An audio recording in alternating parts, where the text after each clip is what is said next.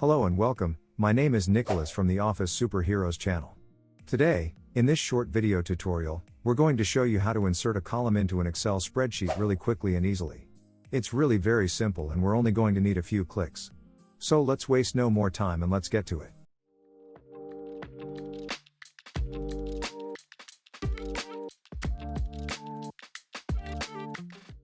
For example, we need to insert another column between column A and column B, where we want to enter the store. We'll do it like this. We'll click on column B. We'll right-click. The table will appear. We select, Insert. Done. The new column has been inserted into the table.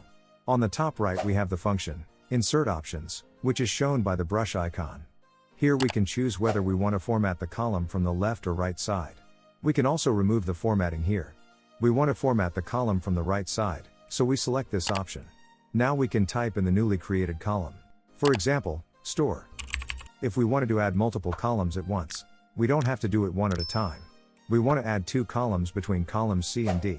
Since Excel always adds additional columns to the left of the selected section. We click on column D. We hold down the left mouse button and drag it to two columns to the right. We can always see the number of selected columns in this small box. If we have marked the number of selected columns, right-click and select, Insert. As in the previous column, we can customize the formatting of the columns in the Insert Options function.